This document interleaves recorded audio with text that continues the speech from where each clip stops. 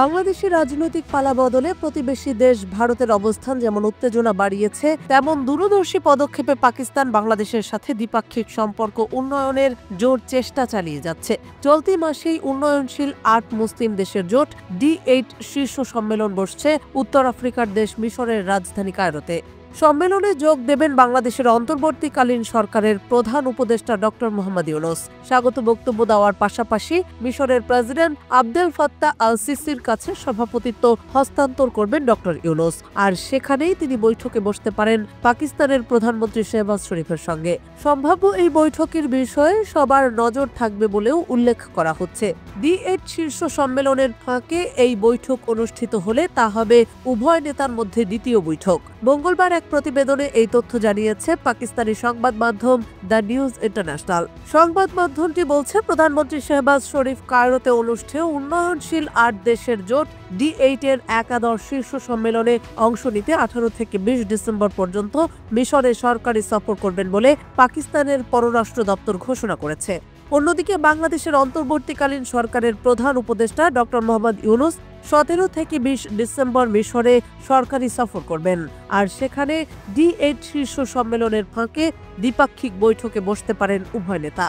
The news international বলছে, কায়রোতে অনুষ্ঠিতব্য এর শীর্ষ সম্মেলনের ফাঁকে প্রধানমন্ত্রী শেহবাজ শরীফ সম্মেলনে অংশগ্রহণকারী অন্য নেতাদের সাথে দ্বিপাক্ষিক বৈঠক করবেন বলে আশা করা হচ্ছে। তবে পাকিস্তানের পররাষ্ট্র দপ্তর এখনো পর্যন্ত কোনো বৈঠক নিশ্চিতভাবে হতে চলেছে সে বিষয়ে ইঙ্গিত দেয়নি। অবশ্য শেখ হাসিনা সরকারকে অপসারণের পর দ্বিপাক্ষিক সম্পর্কের উন্নতির প্রেক্ষাপটে প্রধানমন্ত্রী শেহবাজ এবং বাংলাদেশের অন্তর্বর্তী সরকারের প্রধান উপদেষ্টা মোহাম্মদ ইউনূসের মধ্যে সম্ভাব্য বৈঠকের দিকে সবার দৃষ্টি থাকবে বলেও জানিয়েছে সংবাদ মাধ্যমটি।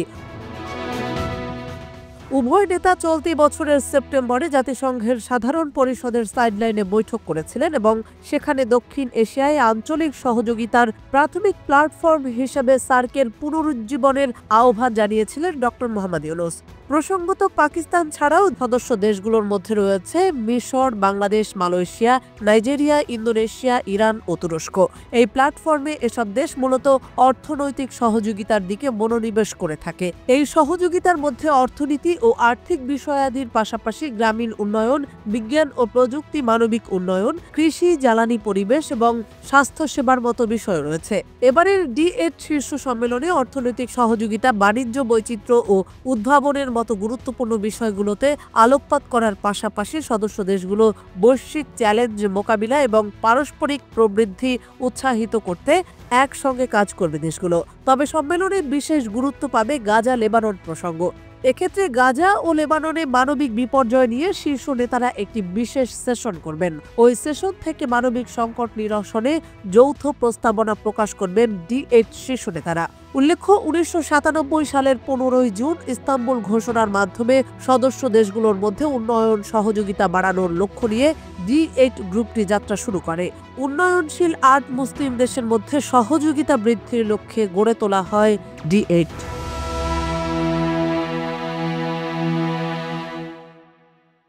बांग्लादेश में जो अल्पसंख्यकों के साथ, जो हिंदुओं और ईसाइयों के साथ अत्याचार हो रहा है, उसके खिलाफ इस सरकार को आवाज उठानी चाहिए। बांग्लादेश की सरकार के साथ बातचीत करनी चाहिए। সাম্প্রতিক সময়ে ভারতে আলোচনার অন্যতম কেন্দ্রবিন্দুতে পরিণত হয়েছে বাংলাদেশ ইস্যু। নয়াদিল্লির কূটনৈতিকরা যেখানে বিভিন্ন সভা সমাবেশে ঢাকাকে নানাভাবে কটাক্ষ করে মন্তব্যের তীর ছুঁড়ে মারছে, সেখানে এবার ভারতের লোকসভায় সরব ভূমিকা পালন করতে দেখা গেল কংগ্রেসের প্রথমবারের সংসদ সদস্য প্রিয়াঙ্কা গান্ধীকে। 16 ডিসেম্বর সোমবার বিজয় দিবস উপলক্ষে কথা বলতে গিয়ে বাংলাদেশের বর্তমান পরিস্থিতি এবং ভারত সরকারের তরফ থেকে কাঙ্ক্ষিত ভূমিকা নিয়ে প্রশ্ন তোলেন তিনি। প্রিয়াঙ্কা বলেন, আজ বাংলাদেশে সংখ্যালঘু নিপীড়ন চলছে। লাগাতার আক্রান্ত হচ্ছেন হিন্দু, খ্রিস্টান সহ বিভিন্ন ধর্ম ও সম্প্রদায়ের মানুষ। এরপরই প্রিয়াঙ্কা জোর দাবি তোলেন, এবার সময় এসেছে ভারত সরকারের ফের একবার বাংলাদেশ ইস্যুতে পদক্ষেপ নেওয়ার। বাংলাদেশে সংখ্যালঘু নিপীড়ন থামাতে মূলত দুটি দাবি উত্থাপন করেন প্রিয়াঙ্কা। তার বক্তব্য, প্রথমত ভারত সরকারকে অবিলম্বে এ বিষয়ে হস্তক্ষেপ করতে হবে। দ্বিতীয়ত ভারত সরকারকে বাংলাদেশের বর্তমান প্রশাসনের সঙ্গে কথা বলে অনাচার ও অত্যাচার বন্ধ করতে পদক্ষেপ নিতে হবে। বাংলাদেশের বর্তমান পরিস্থিতি নিয়ে এখন পর্যন্ত অন্তত মোদী সরকারকে খুব বড় কোনো ভূমিকা নিতে দেখা যায়নি, যদিও ইতিমধ্যেই ভারতের পররাষ্ট্র সচিব বাংলাদেশ সফর করে গেছেন এবং তাকে সংখ্যালঘু নিপীড়নের সমালোচনা করতেই দেখা গেছে। বাংলাদেশের তরফ থেকেও তাকে আশ্বস্ত করা হয়েছে এবং ভারতের মিডিয়ায় বিষয়টি নিয়ে অপপ্রচার চালানো হচ্ছে বলেও প্রতিবাদ করা হয়েছে। তারপরও বিশেষ কিছু বদলায়নি। এদিকে সোমবার লোকসভায় দাঁড়িয়ে বাংলাদেশের মহান মুক্তিযুদ্ধের ঐতিহাসিক মুহূর্ত স্মরণ করেন প্রিয়াঙ্কা গান্ধী। যে বীর সেনাদের অনমনীয় সংগ্রাম সেই দিন বিজয় এনে দিয়েছিল, তাদের তিনি শ্রদ্ধা জানান। তাৎপর্যপূর্ণভাবে এ প্রসঙ্গে ভারতের প্রয়াত প্রধানমন্ত্রী ইন্দিরা গান্ধীকেও শ্রদ্ধা ভরে স্মরণ করেন তারই নাতনি প্রিয়াঙ্কা গান্ধী। তিনি মনে করিয়ে দেন, তৎকালীন পূর্ব পাকিস্তানের উপর যখন পশ্চিম পাকিস্তানের সেনা নিদারুণ অত্যাচার চালাচ্ছে, তখন বাকি বিশ্ব শুধু দর্শকের ভূমিকা পালন করলেও তখনকার প্রধানমন্ত্রী ইন্দিরা গান্ধী নেতৃত্বাধীন তৎকালীন ভারত সরকার ঝাঁপিয়ে পড়েছিল বাংলাদেশকে রক্ষা করতে। এ প্রেক্ষাপটে লোকসভায় দাঁড়িয়ে প্রিয়াঙ্কা বলেন, 1971 সালে ভারতীয় সেনার কাছে পাক বাহিনীর নতি স্বীকারের সাক্ষ্য সেই ঐতিহাসিক মুহূর্তের বিখ্যাত ছবিটি পর্যন্ত তার স্থান থেকে নামিয়ে দেওয়া হয়েছে, যা কিছুতেই মেনে নেওয়া যায় না।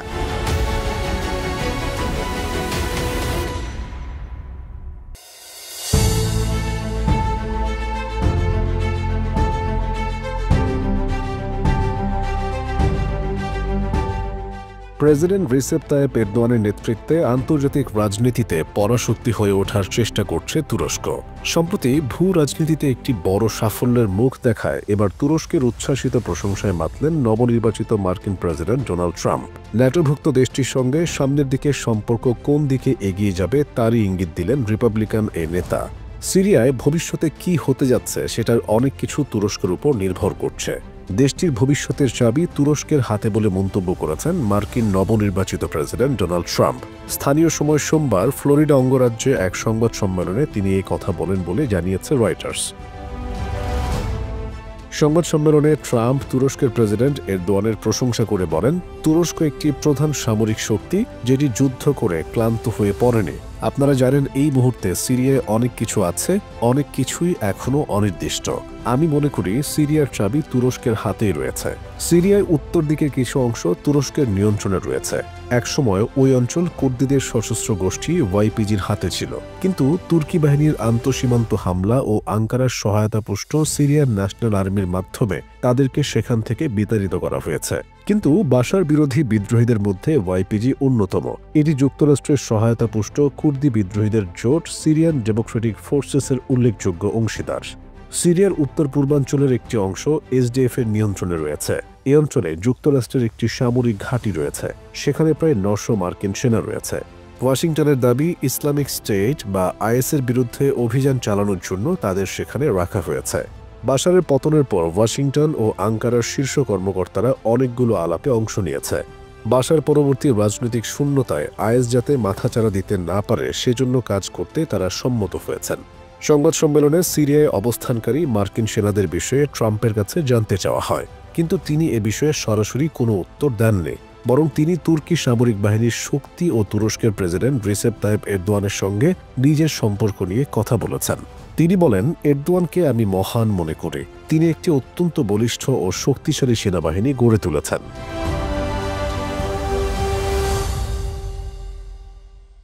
انتصارا لمظلومية الشعب الفلسطيني وردا على مجزرة مخيم النصيرات في قطاع غزة يوم أمس.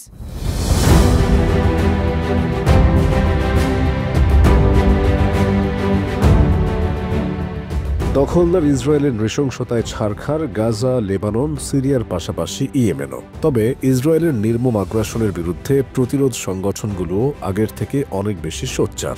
সাম্প্রতিক সময়ে যখন ইসরায়েল সিরিয়াকে অল্প সময়ের ব্যবধানে জ্বলন্ত অগ্নিকুণ্ডে পরিণত করেছে, ঠিক তখনই জানা গেল ইসরায়েলের অভ্যন্তরে হাইপারসোনিক ক্ষেপণাস্ত্র হামলার দাবি করেছে ইয়েমেনের হুথিরা। ইরান সমর্থিত শক্তিশালী এই গোষ্ঠী নিজেদের করা উক্ত হামলাকে সফল দাবি করেছে, কিন্তু ইসরায়েল পাল্টা দাবি করেছে তাদের সীমান্তে ঢোকার আগেই ক্ষেপণাস্ত্রটি ভূপাতিত করা হয়েছে। হুথি বিদ্রোহীদের মুখপাত্র ইয়াহিয়া সারি 16 ডিসেম্বর সোমবার টেলিভিশনে দেওয়া এক বক্তৃতায় জানিয়েছেন, ইসরায়েলের মধ্যাঞ্চল লক্ষ্য করে একটি ক্ষেপণাস্ত্র হামলা চালানো হয়েছে। হাইপারসোনিক ক্ষেপণাস্ত্রটির নাম ফিলিস্তিন 2। গাজায় ইসরায়েলের হত্যাযজ্ঞের প্রতিক্রিয়ায় হাইপারসোনিক ক্ষেপণাস্ত্র হামলার কথা জানিয়েছে হুথিরা। গাজায় যুদ্ধ বন্ধ না করা পর্যন্ত ইসরায়েলকে লক্ষ্য করে এ ধরনের হামলা অব্যাহত রাখার ঘোষণা দিয়েছে তারা। হুথিদের হাইপারসোনিক ক্ষেপণাস্ত্র হামলা সম্পর্কে ইসরায়েলের সামরিক বাহিনী বলেছে, ইয়েমেন ভূখণ্ড থেকে ছোড়া একটি ক্ষেপণাস্ত্র ইসরায়েলের আকাশসীমায় ঢোকার আগে ভূপাতিত করা হয়েছে। ইসরায়েলের এক মুখপাত্র বলেছেন, ক্ষেপণাস্ত্র ও রকেট হামলা নিয়ে সতর্কতা জারি করা হয়েছিল, কারণ তা ঠেকাতে গিয়ে ক্ষেপণাস্ত্রের টুকরো টুকরা অংশ পড়ার শঙ্কা ছিল। ক্ষেপণাস্ত্র সতর্কতা ইসরায়েলের সবচেয়ে বড় শহর তেল আবিব জুড়ে জারি করা হয়েছিল বলে উল্লেখ করা হয়েছে ইসরায়েলের সংবাদ মাধ্যমের প্রতিবেদনে। এর আগে চলতি বছরের মার্চে হাইপারসোনিক ক্ষেপণাস্ত্রের সফল পরীক্ষা চালানোর দাবি করেছিল ইয়েমেনের সশস্ত্র গোষ্ঠী হুথি। সে সময় গোষ্ঠীটি জানিয়েছিল, ঘণ্টায় সর্বোচ্চ ৯৮০০ কিলোমিটার গতিতে লক্ষ্যে পৌঁছাতে সক্ষম এই ক্ষেপণাস্ত্রটি সলিড জ্বালানি চালিত। উল্লেখ্য যে গাজায় ইসরায়েলের যুদ্ধের প্রতিবাদে গত বছরের নভেম্বর থেকে লোহিত সাগর ও এডেন উপসাগরে পশ্চিমা বিভিন্ন জাহাজে হামলা চালিয়ে আসছে হুথিরা। ফিলিস্তিনিদের প্রতি সমর্থন জানিয়ে সে সময় থেকে লোহিত সাগর ও এডেন উপসাগরের বাবাল মান্দাব এলাকায় চলাচলকারী ইসরায়েল ও ইসরায়েলের সাথে সম্পর্কযুক্ত বাণিজ্যিক জাহাজগুলোতেও ক্ষেপণাস্ত্র ও ড্রোন হামলা শুরু করে গোষ্ঠীটি। অবশ্য গত সেপ্টেম্বরে ইসরায়েলকে লক্ষ্য করে একটি হাইপারসোনিক ব্যালিস্টিক ক্ষেপণাস্ত্র নিক্ষেপ করেছিল হুথিরা। সে সময় ইসরায়েলে আঘাত হানার আগে ক্ষেপণাস্ত্রটি 2040 কিলোমিটার পথ পাড়ি দেয় এবং ইয়েমেন থেকে দখলদার ইসরায়েলে পৌঁছাতে ক্ষেপণাস্ত্রটির সময় লেগেছিল মাত্র 11.5 মিনিট। সে ঘটনার 3 মাস পর আবারও ইসরায়েলি ভূখণ্ড লক্ষ্য করে হাইপারসোনিক ব্যালিস্টিক ক্ষেপণাস্ত্র নিক্ষেপ করল হুথি বাহিনী।